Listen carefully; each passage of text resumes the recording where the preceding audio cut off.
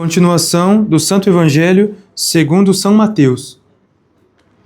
Naquele tempo, enquanto Jesus falava às turbas, eis que um príncipe da sinagoga aproximou-se e prostrou-se diante dele, dizendo: Senhor, acaba de morrer minha filha, mas vem, põe a tua mão sobre ela e ela viverá. E Jesus, levantando-se, seguiu-o com seus discípulos. E eis que uma mulher que havia 12 anos padecia um fluxo de sangue, se chegou por detrás dele e lhe tocou a fímbria do vestido, porque dizia no seu íntimo: ainda que eu toque somente o seu vestido, serei curada. E voltando-se Jesus e vendo-a, disse-lhe: tem confiança, filha, a tua fé te salvou. Ficou sã aquela mulher desde aquela hora. E tendo Jesus chegado à casa daquele príncipe da sinagoga, e tendo visto os tocadores de flauta e uma multidão de gente que faziam muito barulho, disse: retirai-vos, porque a menina não está morta, mas apenas dorme. E eles escarneciam dele. E tendo-se feito sair a gente, ele entrou e tomou-a pela mão, e a menina levantou-se e divulgou-se a fama deste milagre por toda aquela hora. Em nome do Pai, do Filho e do Espírito Santo. Amém. Podem sentar-se.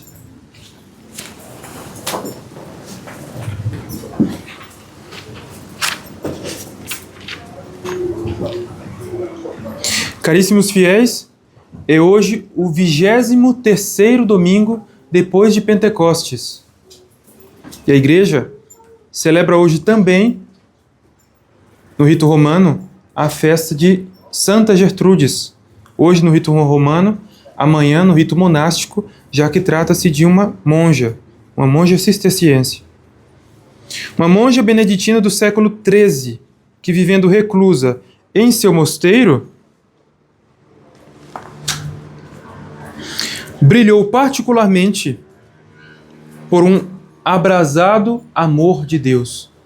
Um abrasado amor de Deus, por comunicações e graças extraordinárias dos céus, dos santos, de Nossa Senhora, dos anjos, de Nosso Senhor, por um ardente desejo da salvação das almas, porque conquanto ela tendo passado toda a sua vida dentro do claustro, né, mas nós vemos pelos seus escritos da sua vida que ela tinha um desejo muito ardente da salvação das almas, e por uma piedade solidamente fundada no dogma e na liturgia.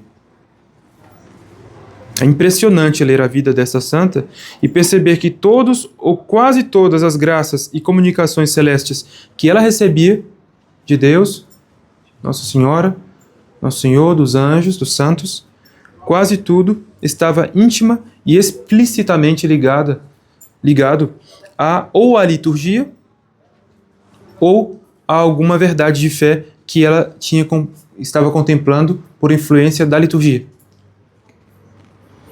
Santa Gertrudes é para nós um modelo de uma espiritualidade sólida, de uma vida espiritual firme, forte, segura, estável. Estável porque edificada sobre a rocha da fé e com os tijolos da oração litúrgica. A liturgia é uma escola oficial da oração e da vida espiritual como um todo. Quem se deixa guiar pela liturgia, quem deixa sua oração privada ser moldada pela voz da esposa que canta e que dirige palavras ungidas a seu divino esposo na liturgia, quem assim se deixa tomar pela mão pela liturgia, não tem a recear rezar mal ou rezar de maneira ineficaz, ou que sua oração não esteja sendo agradável a Deus.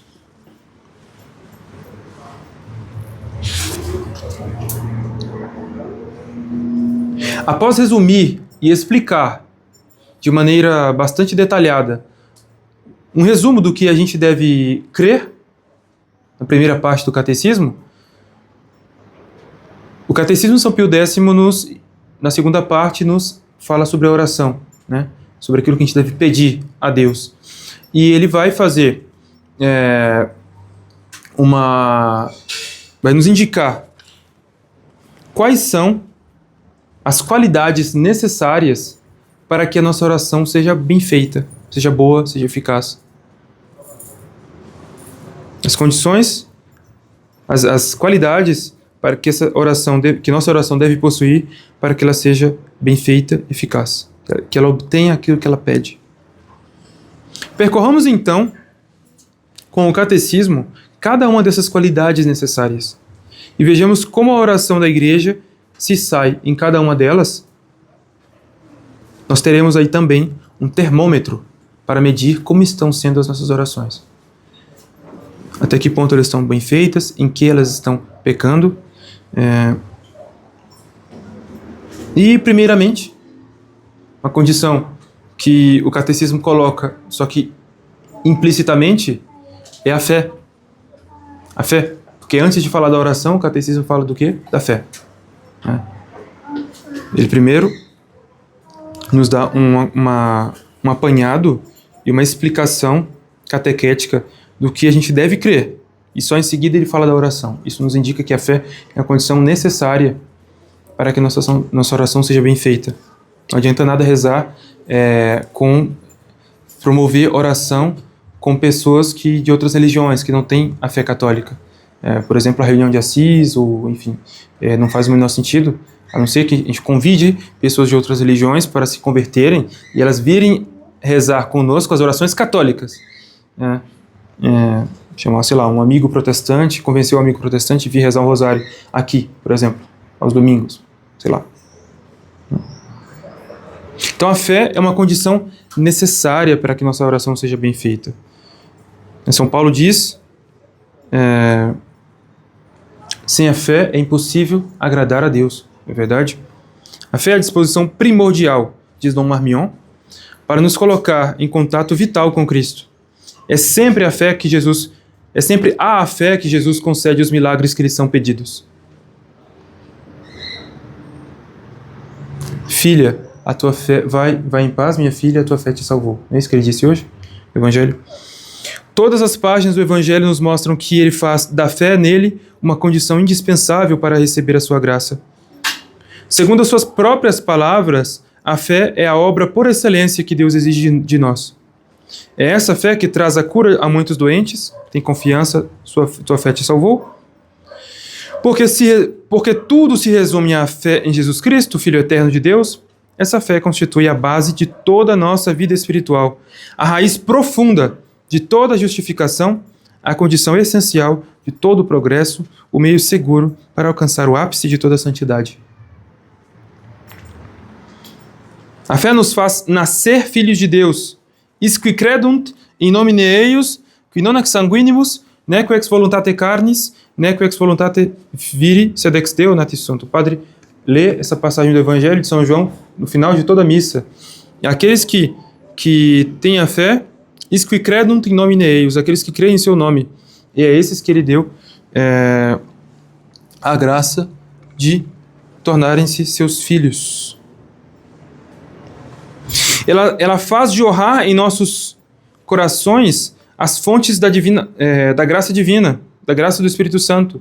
Porque ele diz, acho que é a samaritana, não sei, não lembro mais, ele diz, aquele que crê em mim fluirá rios de água viva de seu ventre. Né? Qui credit in me, flumina de ventre eius fluent aquae vive. Enfim, a fé nos traz a vida divina, pois Deus amou o mundo a tal ponto que ele deu o seu Filho único para que todos aqueles que nele creem não pereçam, mas tenham a vida eterna.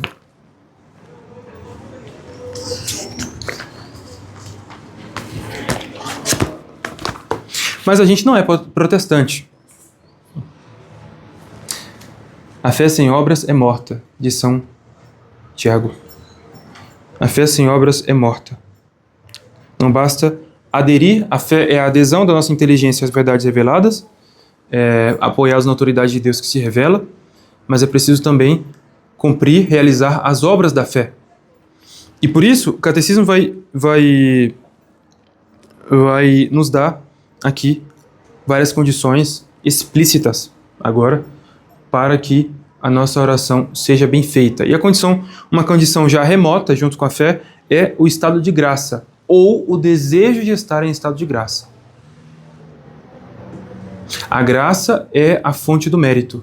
Quando a gente está em estado de graça, a gente merece o céu. Merece.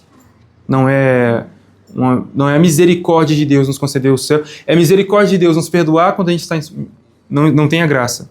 Mas depois que a gente já tem a graça, é justiça de Deus nos conceder o céu. O céu.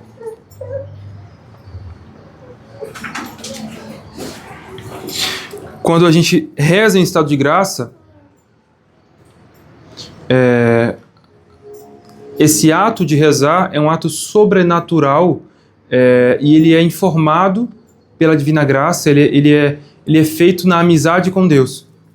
Quando a gente tem a desgraça de cometer um pecado mortal, a gente perde a amizade divina e nossos atos não são mais meritórios para a vida eterna. Para a vida eterna. Eles não são mais meritórios para a vida eterna. Por quê? Porque a graça é a fonte do mérito. No entanto, não caiamos na ilusão, na falácia demoníaca do demônio que tenta a alguns de nós convencer-nos de que se a gente cometer um pecado mortal, logo não adianta rezar, não tem utilidade alguma, efeito algum. Isso é uma falácia, isso é uma mentira. Por quê? Porque conquanto a oração do pecador em estado que cometeu um pecado mortal e ainda não pôde se confessar, ela não seja meritória para a vida eterna, no entanto, ela nos obtém vários benefícios. A graça de nosso arrependimento crescer, se arrepender mais eficazmente. A gente já está começando, pelo fato de exercitar-se no arrependimento, fazendo atos de contrição, a gente já está se afastando do pecado e a nossa confissão vai ser muito mais frutuosa se a gente exercitasse em atos de contrição frequentemente depois de ter cometido um pecado mortal, coisa que eu não desejo para nenhum dos senhores. Então, a oração, para ser bem feita, ela precisa ser feita em estado de graça ou desejando ardentemente estar em estado de graça o quanto antes, ou seja, arrependido do pecado cometido.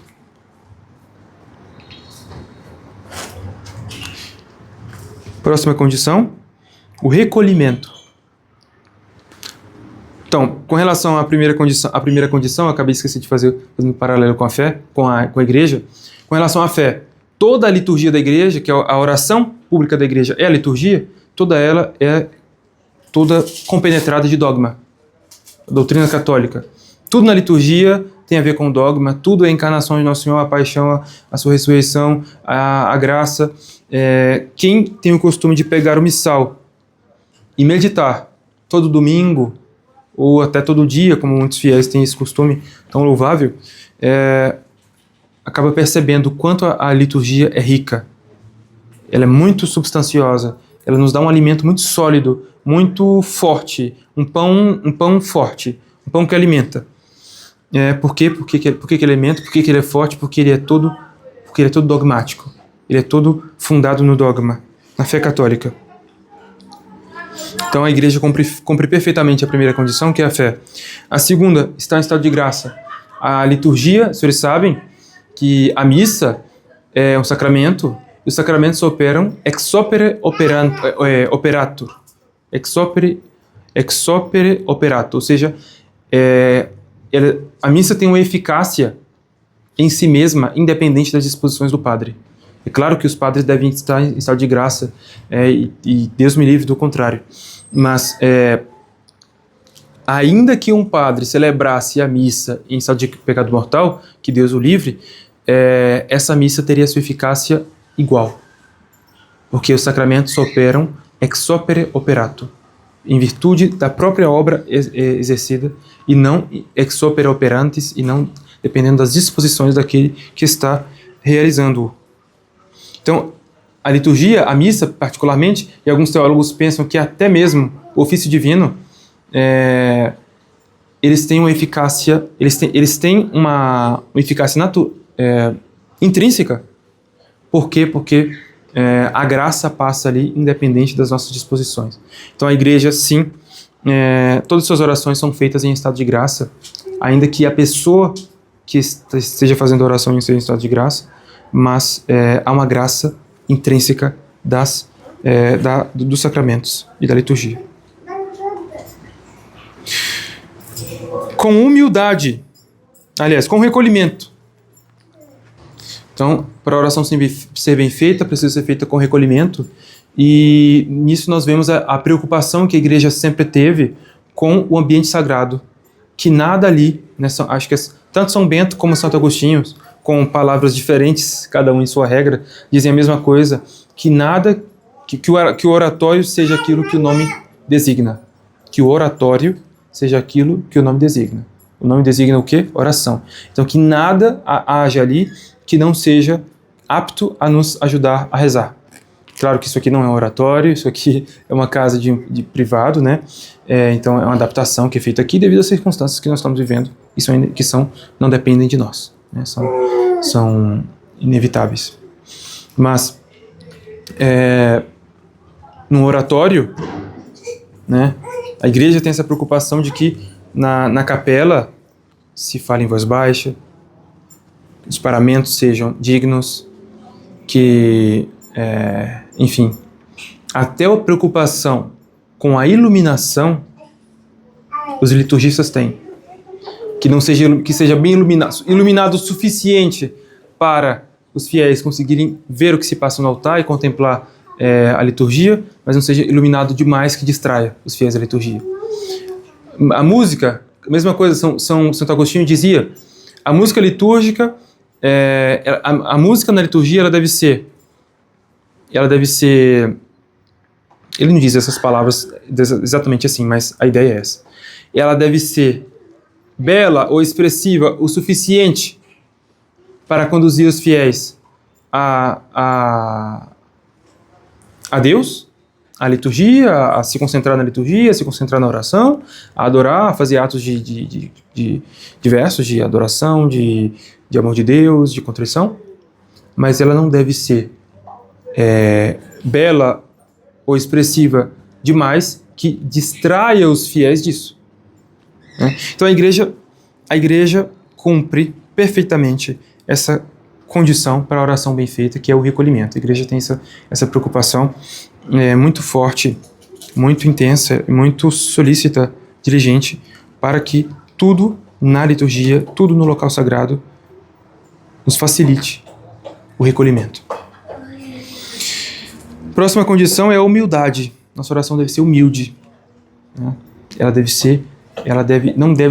gente não deve procurar se apoiar nos nossos próprios méritos, nas nossas boas ações, naquilo que a gente tem de bom, porque tudo que a gente tem de bom a gente recebeu de Deus, né? São Paulo diz, o que você tem de bom que você não tem recebido de Deus? Nada. Então a nossa oração deve se apoiar nos méritos infinitos de nosso Senhor Jesus Cristo, no desejo que Ele tem de nos salvar, no seu santo sacrifício, e ela deve ser feita de maneira que exprima a nossa consciência do nosso nada, da nossa miséria e do nosso pecado. Se a nossa oração não exprime a consciência que a gente tem da nossa miséria, do nosso nada, do nosso pecado, nossa oração não é humilde. E, portanto, não é bem feita. Próxima condição, com confiança. Ou seja, que a gente deve ter a certeza de obter aquilo que a gente pede ou aquilo que Deus sabe que é o melhor do que aquilo que a gente pede. Certo?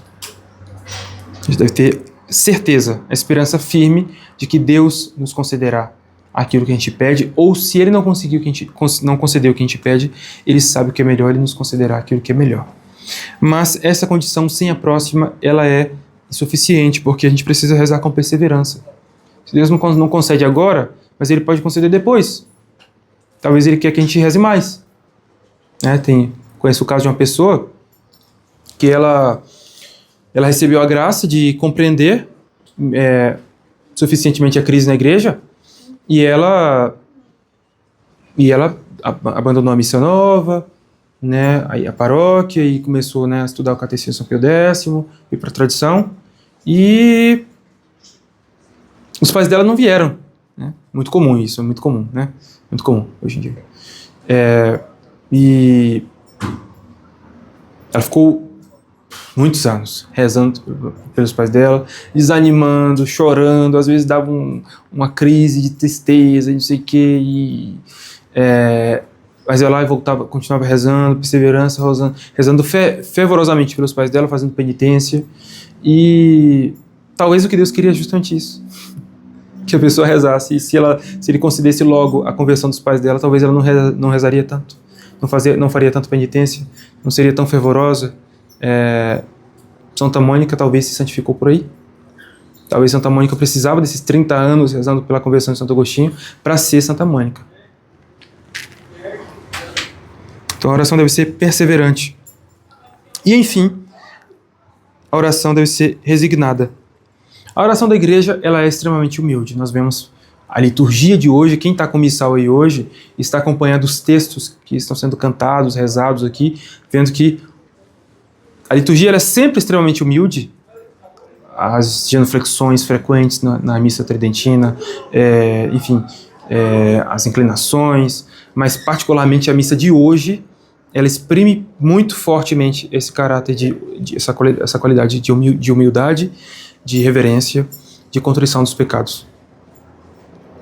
A confiança também, a igreja reza com muita confiança, muita confiança. Olha como ela se exprime na oração coleta da missa de hoje.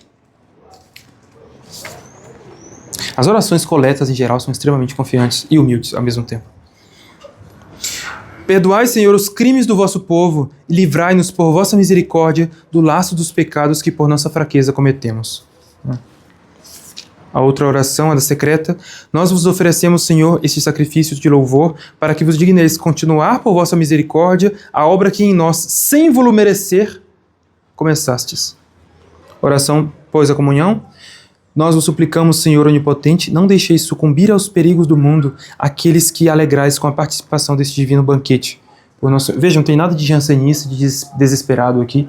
A oração da igreja é extremamente confiante, humilde e confiante ao mesmo tempo. A oração da igreja é perseverante, porque ela não só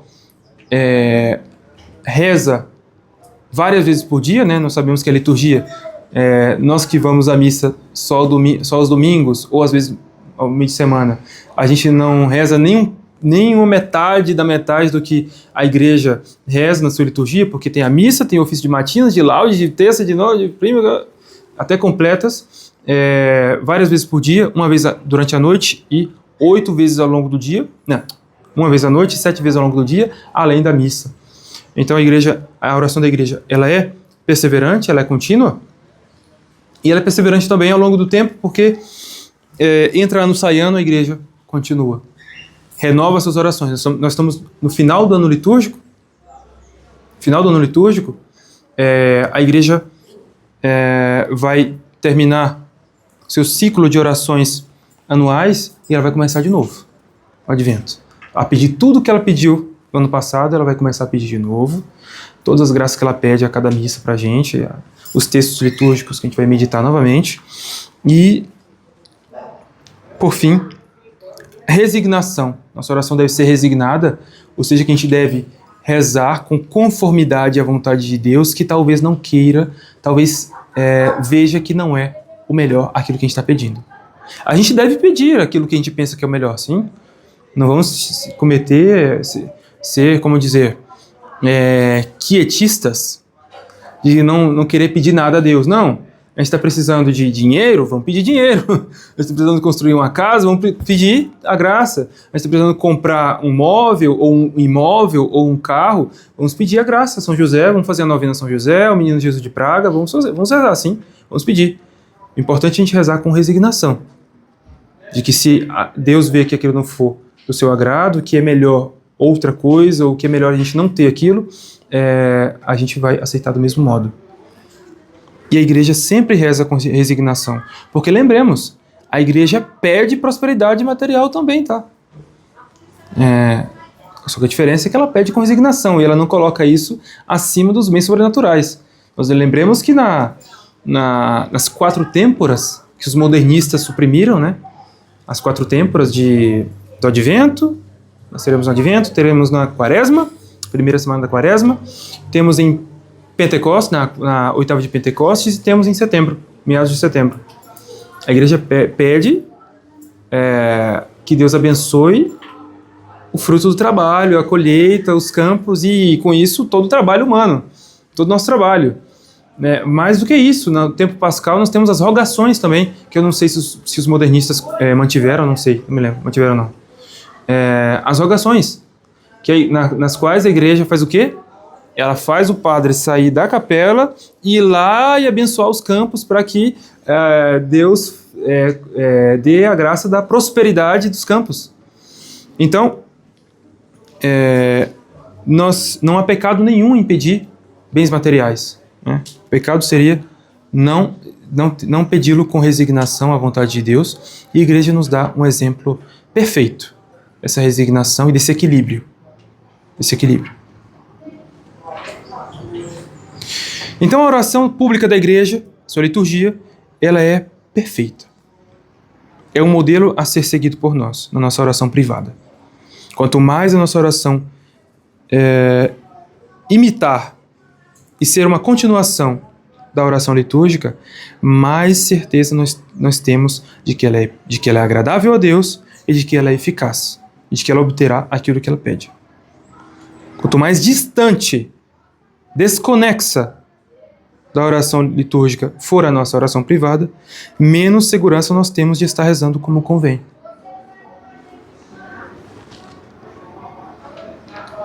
Então peçamos a Deus, a Nosso Senhor, a Nossa Senhora, peçamos também a Santa Gertrudes, que a igreja celebra hoje e amanhã, que ela nos obtenha essa graça de que a nossa oração seja cada vez mais uma continuação da liturgia, que ela seja uma imitação da oração da igreja, que ela seja plena de fé, que ela seja sempre feita sobrenaturalmente, ou seja, ou em estado de graça, ou com o desejo de recuperar o estado de graça o quanto antes, arrependimento do pecado. Que ela seja feita com o máximo recolhimento, que a nossa oração privada em casa imite o recolhimento que a igreja tem na liturgia. Que ela seja feita com máxima humildade, colocando-nos no lugar que nós temos, ou seja, o último, diante de Deus. Que ela seja feita com plena confiança. Plena confiança. A humildade não se opõe à confiança. Que ela seja feita com perseverança, que nós nunca paremos de rezar, nunca deixemos de rezar. Como diz Santo Afonso de Ligório, o negócio da salvação é muito simples, meus caros fiéis. O negócio da salvação é muito simples. Quem reza vai para o céu e quem não reza vai para o inferno. E não tem meio termo. Enfim, que a nossa oração seja sempre resignada. E assim, nós temos a certeza de que nós sempre obteremos aquilo que nós pedimos, porque o que nós pedimos, além daquilo que nós pedimos especificamente, é sobretudo a vontade de Deus que se realiza em nós, pela intercessão da Santíssima Virgem e de Santa Gertrudes, em nome do Pai, do Filho e do Espírito Santo. Amém.